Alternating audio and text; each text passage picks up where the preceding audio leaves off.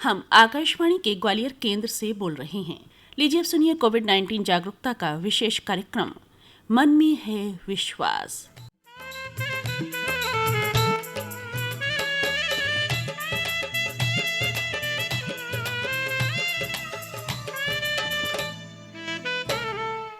कार्यक्रम के सभी श्रोताओं को आभा गुप्ता का नमस्कार। श्रोताओं, आप सभी ने कछुए और खरगोश की कहानी तो सुनी ही होगी, बल्कि पाठ्यक्रम की हिंदी की पुस्तक में कक्षा 3 या 4 में पढ़ी भी होगी। चलिए फिर से आपके दिमाग में उस कहानी को ताज़ा करते हैं। कछुए और खरगोश में शर्त लगी कि देखें रेस कौन जीतता है। खरगोश को खुद की चाल पर ज़रूरत से ज़्यादा विश्वास था और इसलिए कुछ दूर कुलांचे भरकर वो एक पेड़ की छांव में चैन की नींद सो गया। कछुआ निरंतर अपनी कछुआ चाल से चलता रहा और मंजिल पर पहुंचकर रेस जीत गया। खरगोश की जब नींद टूटी तब तक देर हो चुकी थी। कछुआ रेस जीत चुका था। तो ये कहानी हमें यही संदेश देती है कि ओवर कॉन्फिडेंस हमें जीत नहीं मात देता है। अपनी मंजिल की तरफ हमें खरगोश की तरह कुलांचे भरते हुए नहीं, बल्कि कछुए की तरह धीर गंभीर चाल से बढ़ना है, ताकि हम बीच रास्ते में थक कर कहीं रुक ना जाएं। और यदि ओवर कॉन्फिडेंस की बात करें तो वो तो जहर के समान होता है हम सभी के लिए। कोविड-19 के संक्रमण से बचने के लिए भले ही कोई वैक्सीन अभी तक मार्केट में नहीं आया, दवा भी अभी नहीं है, लेकिन फिर भी हम सुनियोजित तरीके से इससे जंग लड़ रहे हैं। धीरे धीरे ही सही, मगर हम सही रास्ते पर मंजिल की तरफ बढ़ रहे हैं और हम जीतेंगे, ये हमें उम्मीद ही नहीं पूरा विश्वास है। बस हाँ, इस जंग में हमें कहीं भी खरगोश की तरह ओवर कॉन्फिडेंट नहीं होना है कि ये कोरोना हमारा क्या बिगाड़ लेगा, हम तो स्वस्थ हैं, इतना सा वायरस हमारा क्या करेगा। बुद्धिमान कहते हैं कि जब दुश्मन अदृश्य हो तो हमें अतिरिक्त सतर्कता से उसका मुकाबला करना है, बल्कि अदृश्य दुश्मन से लड़ने में रक्षात्मक तरीका ही अपनाना चाहिए, क्योंकि अदृश्य दुश्मन का वार हम समझ जो नहीं पाते। तो दोस्तों, जब तक ज़रूरी ना हो घर से बाहर ना निकलें।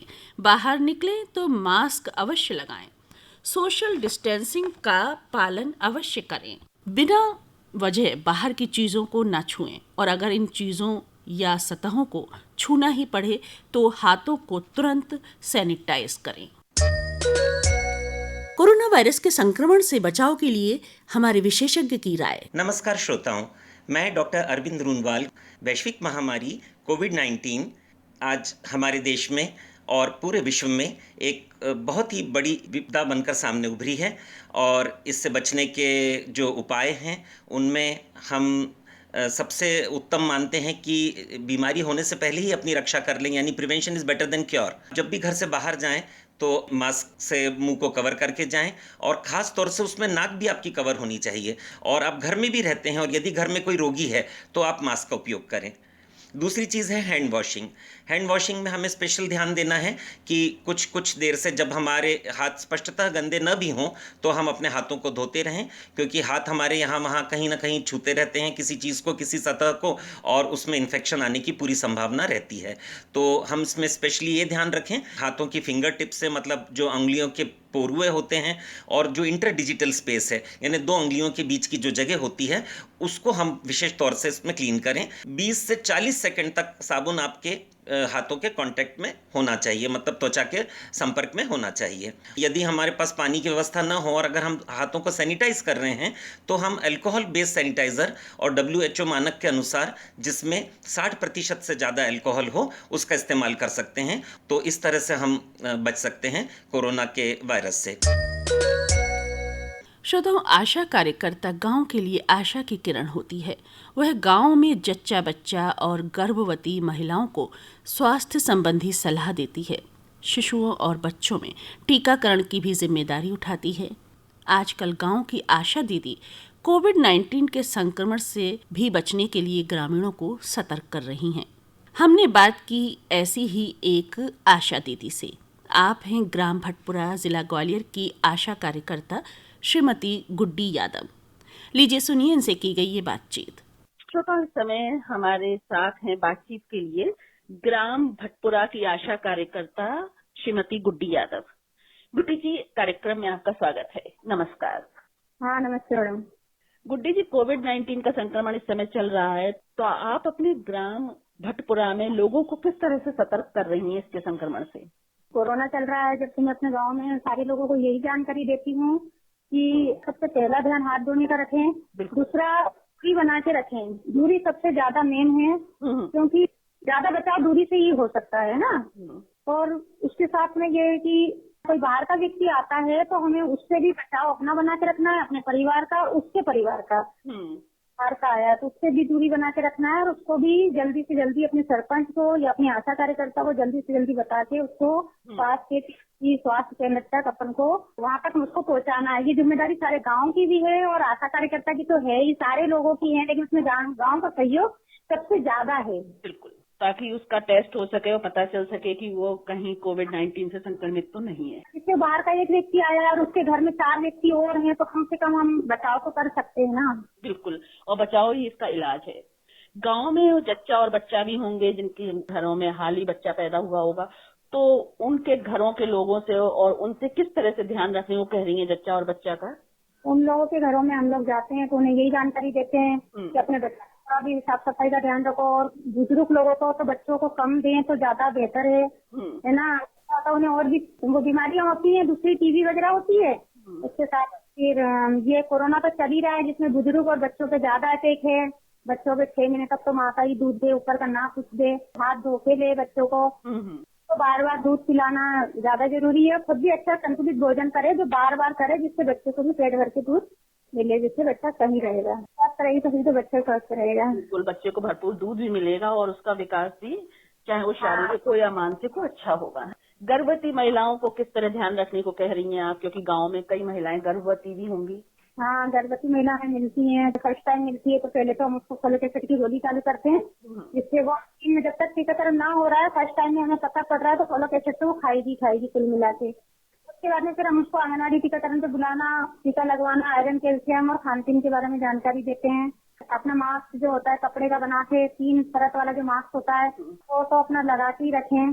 ज्यादा नहीं है, कपड़ा, नया कपड़ा लेके, सूती कपड़ा लेके अपने खुद भी बना सकती है। अगर नहीं है अपने पास गैस खरीदने की या लेने की, तो हम अपनी सेफ्टी को रख सकते हैं। ज्यादा बाहर ना जाएं, जहाँ तक हमारा काम सीमित होकर घर में हो सकता है, जितने काम तो हम घर में ही सीमित रह के कर लें। ऐसा काम अगर नहीं हो पा रहा है और हमें जाना है तो वो भी हमें दूरी बना के ही जाना है, अपना सेफ्टी करके जाए, मास्क लगा के जाए। और बच्चों का टीकाकरण आजकल किस तरह किया जा रहा है? बच्चों का टीकाकरण मैडम भीड़ भाड़ इकट्ठी ना करते हुए आंगनबाड़ी पे और दूरी बनाते हुए हम एक बच्चे का मतलब एनएम के पास तक पहुँचाना। उसमें एनएम के और उसके बीच में दूरी रहती है, वहाँ पे बच्चे का टीकाकरण होता है। वहाँ भी है, वहाँ भीड़ ना इकट्ठी हो बस। बिल्कुल।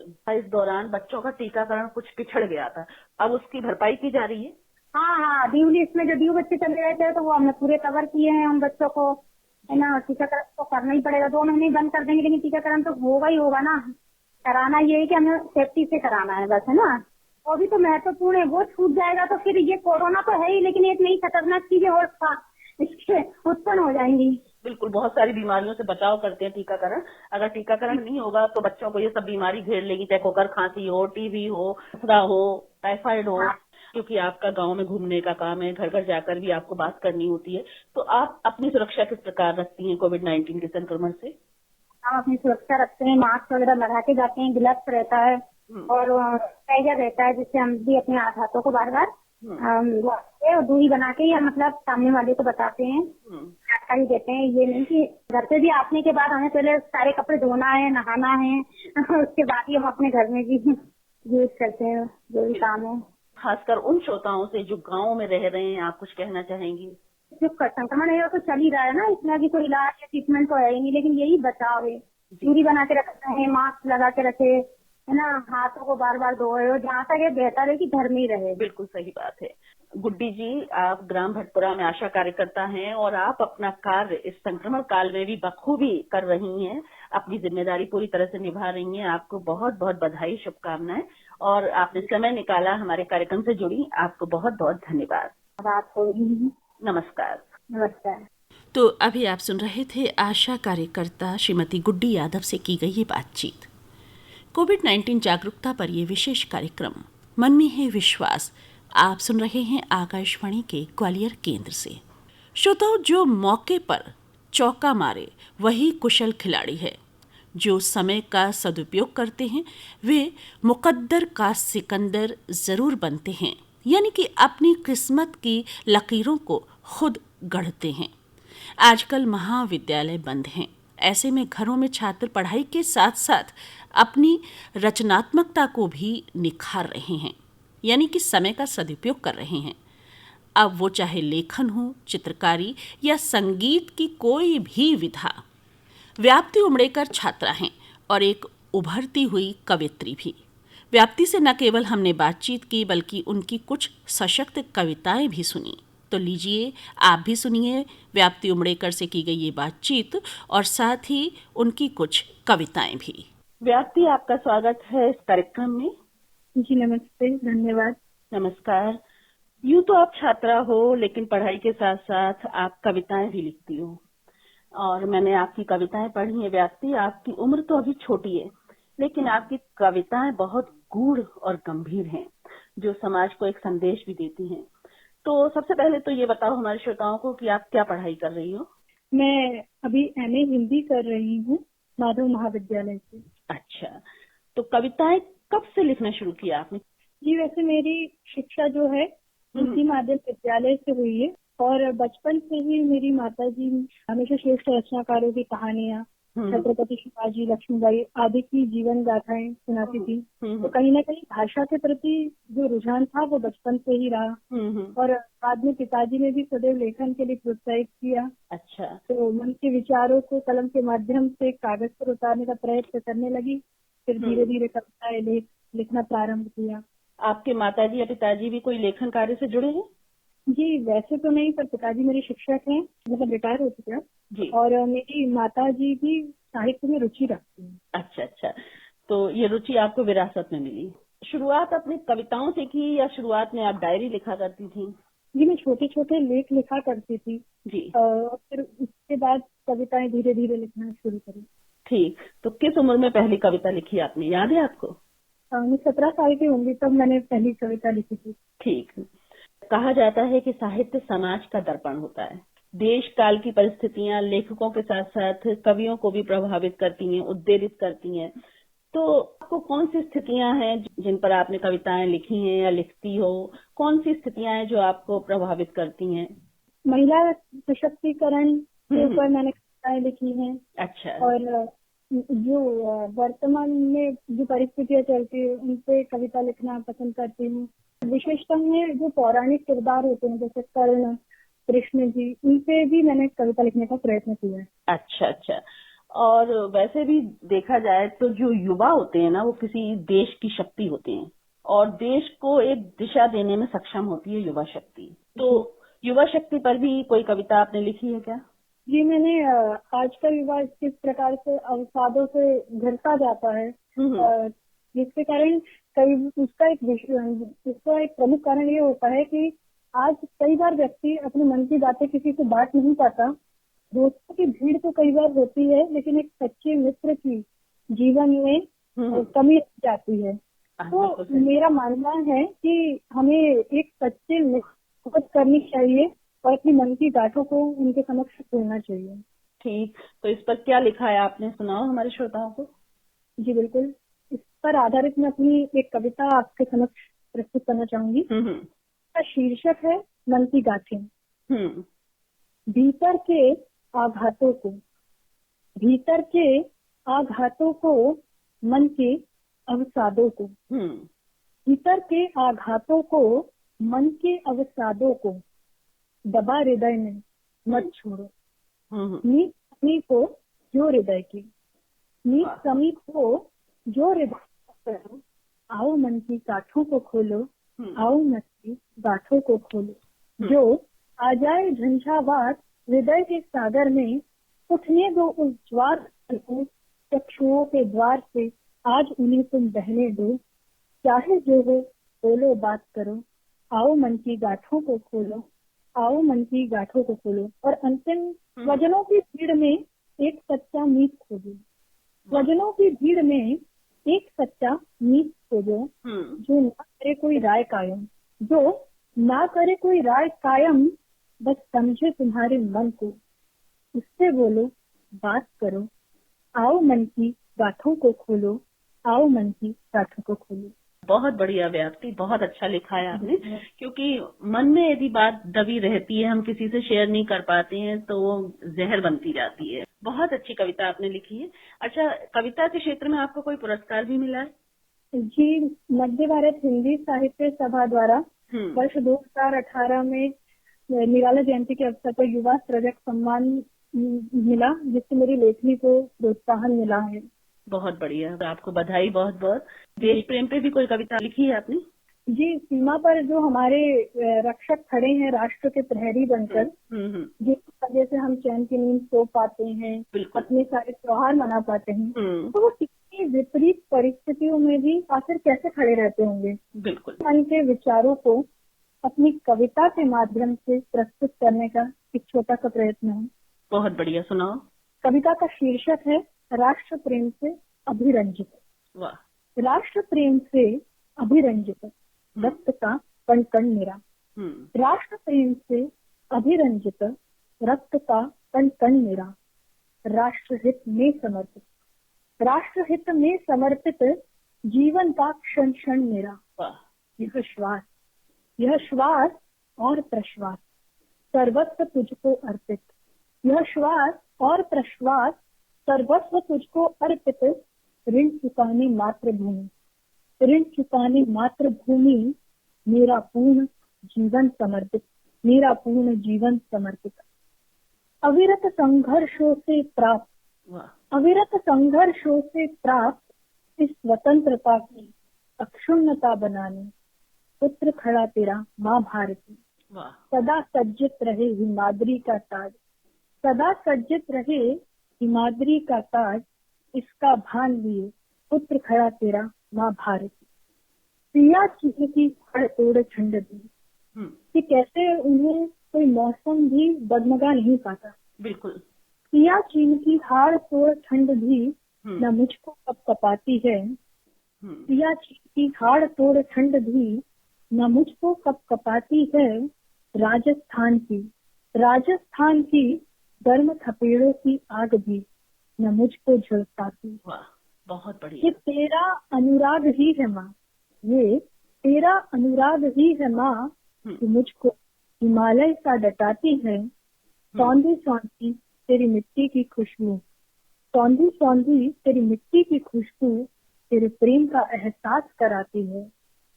हे जननी, हे जननी, जन्मभूमि स्वरूप प्राप्ति तेरी। हे जननी, जन्मभूमि स्वरूप प्राप्ति तेरी। सौभाग्य इस क्षण भंगुर जीवन का मेरे। जन्म जन्मांतर में भी, जन्म जन्मांतर में भी तू ही हो प्राप्त मुझको। ऐसी ही कामना मन मंदिर में मेरे, ऐसी ही कामना मन मंदिर में मेरे। बहुत बढ़िया। एक सैनिक जो किसी भी मौसम में सीमा पर देश की रक्षा करता है, उसकी स्थिति को आपने बहुत अच्छी तरह से चित्रित किया अपनी कविता में। बहुत बढ़िया व्याप्ति। अच्छा व्याप्ति, अभी ये जो कोविड-19 का संक्रमण काल चल रहा है, करीब 4 महीने से ऊपर हो गए हैं, तो इस बीच लॉकडाउन रहा पहले, लेकिन अभी भी महाविद्यालय नहीं खुले हैं। तो इस लॉकडाउन के समय का आपने अपनी रचनात्मकता में क्या उपयोग किया? एक सकारात्मक दृष्टिकोण से अगर हम देखना चाहें तो एक ऐसा समय है जहां हम परिवार के साथ अपना इतना अमूल्य वक्त बिता पाए। जिस भी क्षेत्र में हम चाहें अपनी विधा को और अच्छा कर सकते हैं। बिल्कुल। आप कविताएं लिखती हैं, सृजन करती हैं, तो निश्चित रूप से इस समय का आपने अपनी रचनात्मकता में उपयोग किया होगा। तो कोविड-19 के संक्रमण पर भी कुछ लिखा है क्या आपने? जी, कोविड-19 के ऊपर ही मैंने लिखा है एक आशा नव सृजन की का शीर्षक करके मैंने अपनी कविता लिखी है। कोरोना काल के दौरान रण में भरने को हुंकार, रण में भरने को हुंकार, व्याकुल था सकल संस्कार। मतलब एक ऐसा समय आ गया था कि हम जीवन को बहुत सस्ता समझ रहे हैं और लड़ रहे हैं, लेकिन कहीं ना कहीं कोरोना ने हमें ये बताया है कि जिंदगी इसमें नहीं है। रन में भरने को हुंकार व्याकुल था सकल संसार, किसके तरकश में कितने तीर, किसके तरकश में कितने तीर, किसके घर में कितने वीर। देख यह प्रचंड हाहाकार, देख यह प्रचंड हाहाकार, हुआ नियति को शोक अपार। विजय पताका चाहे कोई फहराए, विजय पताका चाहे कोई फहराए, विध्वंस तो बस नियति के ही भाग्य आए। देख कृतज्ञता मनुष्य की, देख कृतज्ञता मनुष्य की, क्रुद्ध हो गई तब प्रकृति। विश्व का हर शहर हुआ पस, विश्व का हर शहर हुआ पस, एक विषाणु के खेल समक्ष। अब तो समझ जीवन का महत्व, अब तो समझ जीवन का महत्व, कर मनुष्य की दृढ़ संकल्प। करेगा अब तू कोरोना का अंत, करेगा अब तू कोरोना का अंत, खत्म करेगा इस रोग का दंश।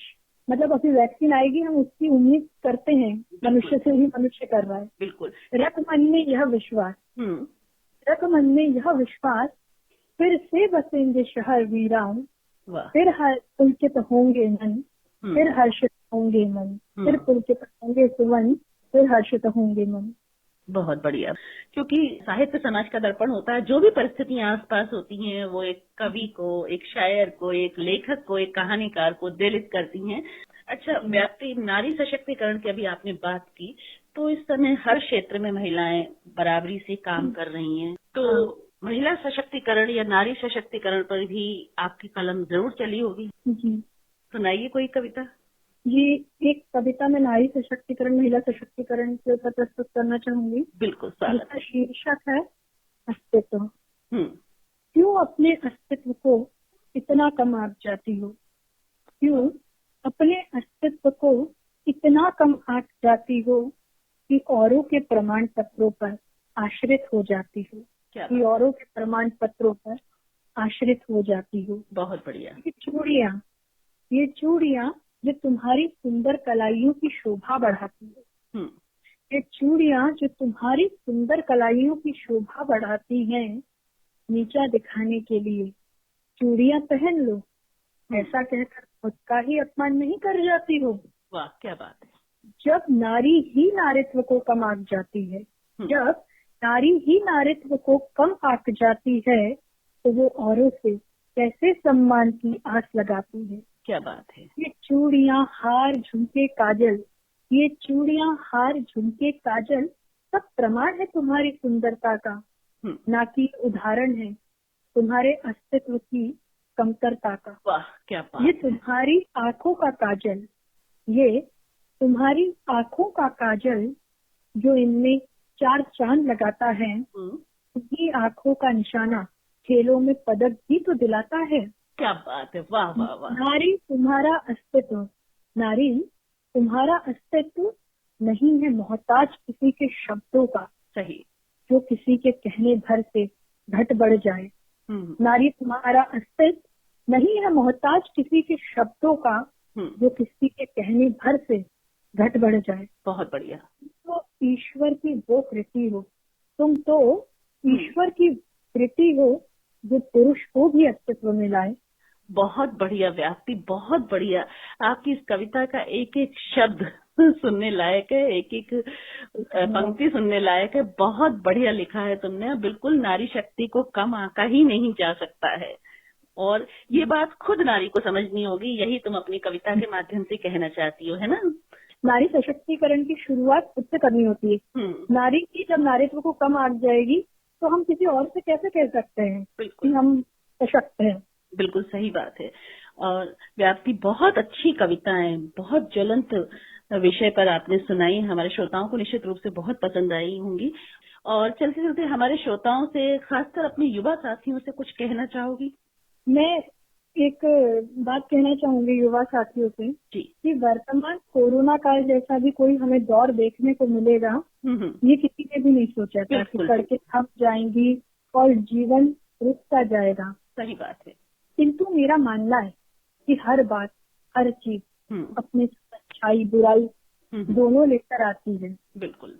आवश्यकता है तो बस इस चीज की कि हम हर चीज को, हर परिस्थिति को एक हम्म, सकारात्मक दृष्टिकोण से देखने का बढ़िया। प्रयत्न करें। बिल्कुल। आधे पानी के गिलास में उसके अंदर का खालीपन न देखते हुए अंदर उससे पानी भरा है, हम जिस दिन ये देखना सीख जाएं उस दिन ही बस सब पूरी कहानी है। और ठीक ऐसी ही परिस्थिति वर्तमान परिप्रेक्ष्य में होती है। बिल्कुल। शायद ही इतना वक्त हमें खुद के लिए कभी मिला हो, खुद को तराशने का या अपनी रुचि को समय देने का। बिल्कुल। आप तभी अगर हम अपने अंदर, अपने भीतर खुद को खोजने जाएंगे तो कोई ना कोई कला हमें स्वयं मिलेगी। बिल्कुल। अलग अलग पकवान बनाने का शौक हो तो हम अपनी पाक कला को समृद्ध कर सकते हैं। भावों को अभिव्यक्त करने का शौक हो बिल्कुल। तो हम लेखनी को धार दे सकते हैं। सही। खुद को तराशिए और निखारिए। आवश्यकता है तो बस एक सकारात्मक दृष्टिकोण से। बिल्कुल सही बात है।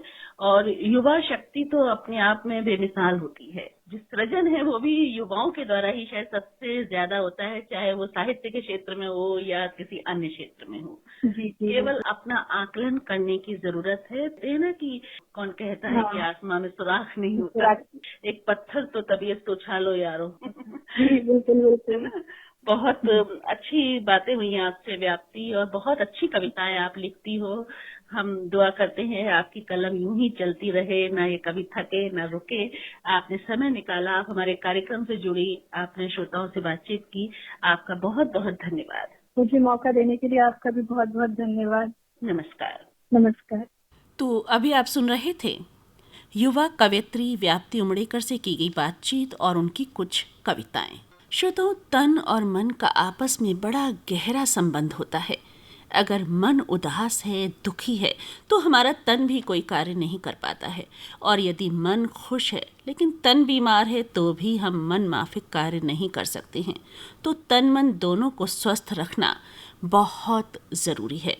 अपने शौक जिंदा रखें, दोस्तों से गपशप करें और अच्छा साहित्य पढ़ें। साथ ही सुनते रहें आकाशवाणी के भी कार्यक्रम। ये तो हुई मन की खुराक। और तन के लिए ज़रूरी है संतुलित और पोषक आहार। हमारे भोजन में सभी कुछ शामिल होना चाहिए। दाल, चावल, रोटी, सब्जी, दही, पनीर और फल। हमारे आहार में प्रतिदिन 25 से 40 ग्राम फाइबर होना बहुत ज़रूरी है, ऐसा आहार विशेषज्ञ कहते हैं। और ये फाइबर हमें सब्जियों और फलों से ही प्राप्त होता है। तो हमें रोज़ाना 4 से 5 बार मौसमी फलों और सब्जियों का सेवन करना चाहिए। और अब घड़ी मुझे इशारा कर रही है कि मैं इस कार्यक्रम से विदा लूं। तो अनुमति दीजिए आभा गुप्ता को। नमस्कार।